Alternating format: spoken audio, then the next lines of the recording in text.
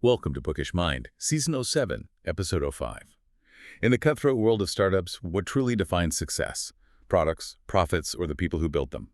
Join us as we dive into Ben Horowitz's The Hard Thing About Hard Things to uncover why, surprisingly, the answer begins and ends with your team. Today we're embarking on a really crucial deep dive for anyone navigating the high-stakes world of business. We're drawing direct insights from Ben Horowitz's, seminal work, The Hard Thing About Hard Things. You've given us these powerful sections from the book, and our mission today is basically to pull out the core wisdom on building and maintaining a thriving organization, especially when things feel like they're maybe falling apart.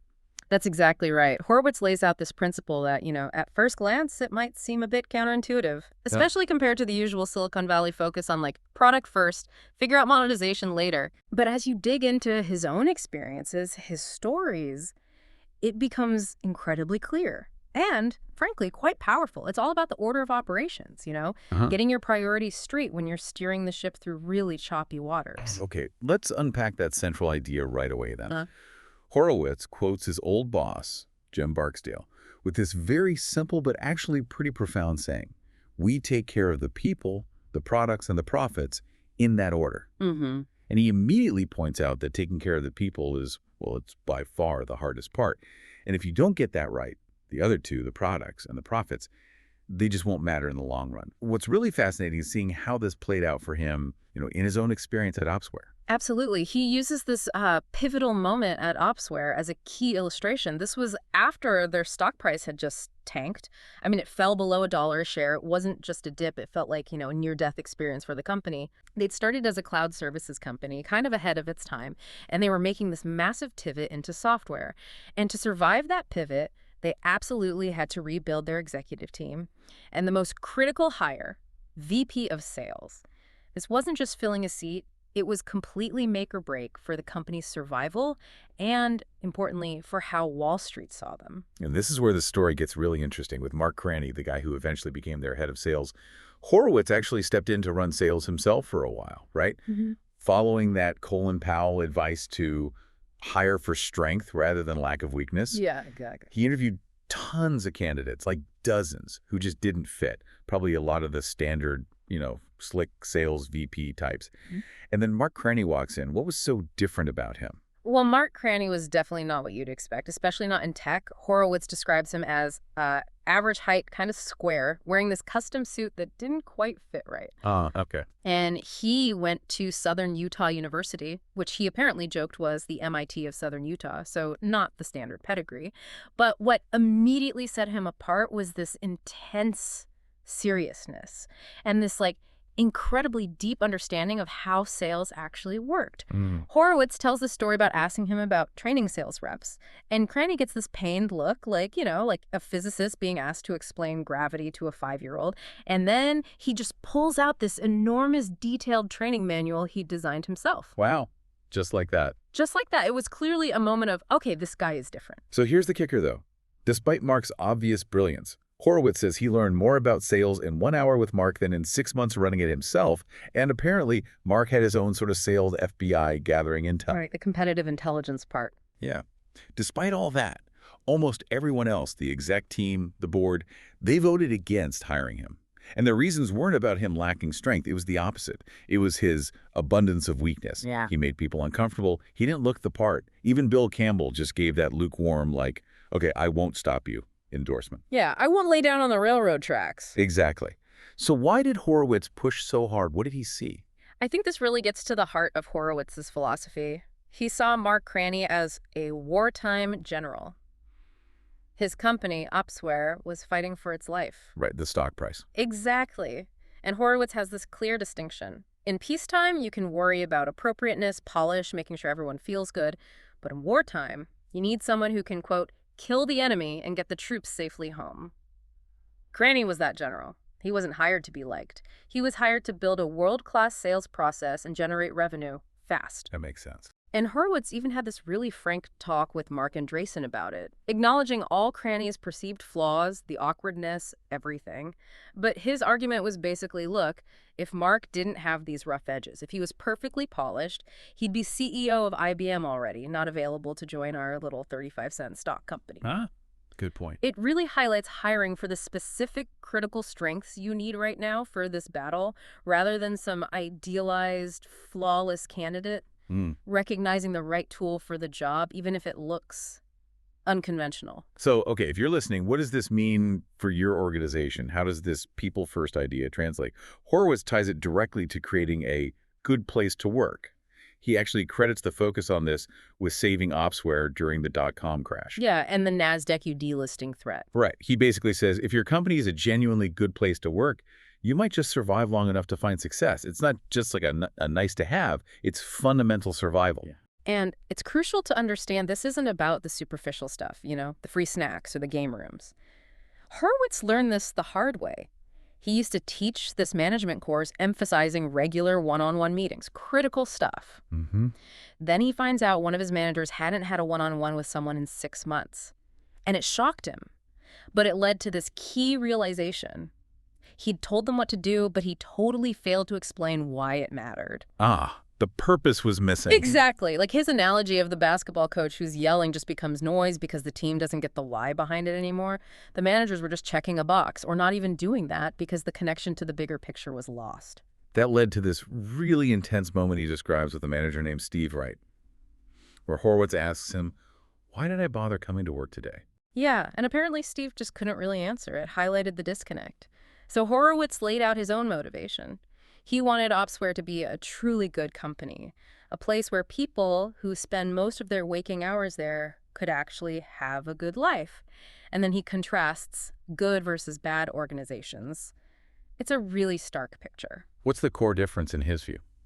Well, in good organizations, people can actually focus on their work. They trust that if they put in the effort, it leads to good outcomes for the company, sure, but also for themselves. Their jobs feel motivating. Okay. In poor organizations, it's the opposite. People spend their time fighting internal politics, dealing with broken processes. Maybe they don't even really know what their job is. And the worst part, when they try to raise problems, management gets defensive, denies it, or just ignores them. Oh, that sounds draining. Totally. And that's why Horowitz gave Steve that ultimatum. His manager, Tim, had 24 hours to meet with his people, or they were both out. Wow, that's serious. Super serious. But Horowitz argues it was absolutely necessary for 3 main reasons that really underscore why being a good place to work isn't optional. Okay, what are they? This feels really key for anyone listening. First, he says, being a good company is literally the difference between life and death when things go wrong. And things always go wrong eventually, right? Right. No company avoids bumps. So when times are good, people might stay for the money, the prestige, the career path. But when things get tough, the only thing keeping good people is that they actually like their job. They believe in the place. That makes sense. Loyalty isn't just about the paycheck when things get rough. Exactly.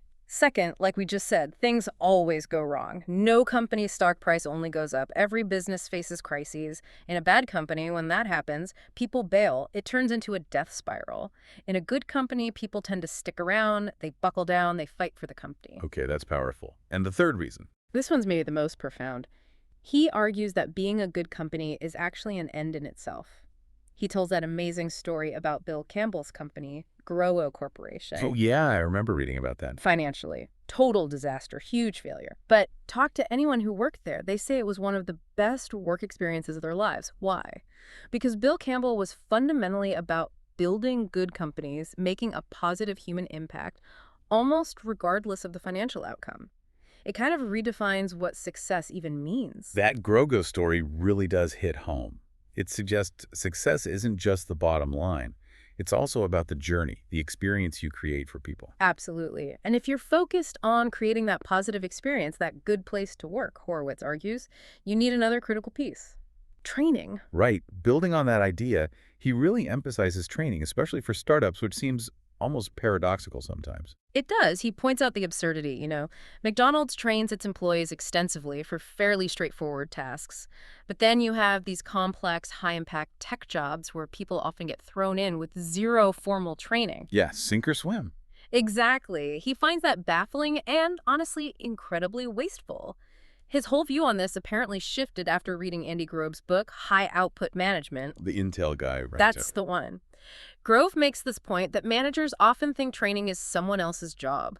But Grove argues, no, the manager must do it themselves. Horowitz tried this at Netscape. He wrote that famous good product manager, bad product manager document. Ah, yes, that's legendary. And he said it instantly improved his team's performance. It wasn't just theory, it was a practical blueprint for what good looked like. That experience completely sold him on the value of training.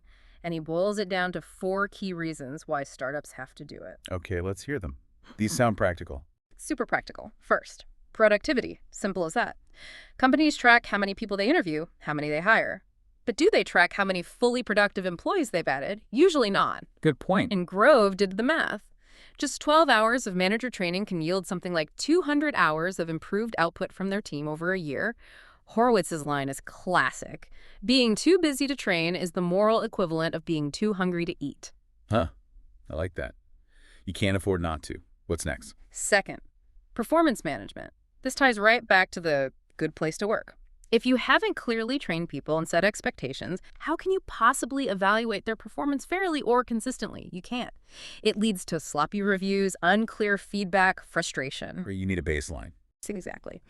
Third, product quality. This is huge, especially in tech. If you don't train new engineers properly on your systems, your standards, your culture, you end up with Frankenstein architecture, as he calls them, just messes, inconsistencies, bugs, technical debt galore, and that gets really expensive to fix later. So you thought training was expensive. Try fixing the mess from not training. Ouch. Okay. Makes sense. And the 4th reason? Fourth is employee retention. This hits a major pain point. Horowitz looked at exit interviews. Why do good people really leave? Sure, sometimes it's money. But very often it's because they hated their manager, usually meaning lack of guidance, lack of feedback, or they felt they weren't learning anything. Their career was stalling. A great training program tackles both head-on. It gives people skills, shows them a path, and equips managers to guide them. So given all that, where should you start with training? Yeah, what's the priority? He suggests 2 main areas. First is functional training. This is the nuts and bolts. What skills and knowledge do people need for their specific job, like the good product manager doc, or maybe an engineering boot camp for new hires? This stuff also helps build culture by standardizing how things get done. Okay, the job-specific stuff. Right. The other essential piece is management training. You have to explicitly teach your managers what's expected, how to do effective one-on-ones, how to give good feedback, how to interview, even how to train their own teams. Meta training? Kind of. And he insists, especially for startups, training must be mandatory, not optional. He even suggests CEOs should teach the main management course themselves. And maybe even, withhold headcount approval until managers develop training plans for their new hires, really build it into the system. That's a strong stance. Okay, now Horowitz also introduces this really interesting concept, drawing an analogy from engineering. Management debt. Oh, yes. This is crucial. Like technical debt, right? Yeah. When you take a shortcut now that costs you way more later. What does that look like in management terms? Exactly the same idea. It's when you make a management decision that feels easy or expedient in the short term, but it creates these hidden long-term costs. And if you don't track it, don't account for it, you eventually go management bankrupt. The organization just stops functioning well. Okay, give us some examples. What kind of decisions create this debt? He gives 3 really clear ones. First is putting 2 in the box. Having 2 people share responsibility for one role because maybe they're both good or you don't want to choose. Yeah, I've seen that happen. Right. Short term, maybe it feels like you keep everyone happy, but long term, it creates massive confusion down the line. Nobody knows who's really accountable. Decisions get stalled, and eventually you have to make an even harder decision to fix the mess. That's debt accumulating. Okay, that makes sense. What's another one? Second, overcompensating a key employee just because they got another offer. You save them in the moment, maybe save a project. Seems like a win. Feels necessary sometimes. It can feel that way. But the hidden cost, the debt, is that you've just implicitly told everyone in the company that the best way, maybe the only way, to get a significant raise is to go get an outside offer and threaten to leave. It erodes trust, messes up your comp structure, and that takes ages to fix. Yeah, that definitely sends a bad signal. Okay. And the third example. Third, and this is super common in startups, having no real performance management or employee feedback process. People avoid it because it feels corporate or it's uncomfortable or they want a nice culture. Right, avoid the tough conversations. But the silent tax, the management debt you're racking up is just mediocre performance across the board. Directions aren't clear, weaknesses don't get addressed, people don't grow, and the company just can't operate at its peak. Horowitz says experienced CEOs, they always choose the hard answer up front because they've lived through paying off that debt before. They've learned the lesson. Okay, this leads right into another tricky area. Hiring executives. Especially when you, the CEO, haven't actually done that specific executive job before. How do you hire someone who's supposed to be better than you at, say, finance or marketing? Yeah, this is a huge challenge as a company scales.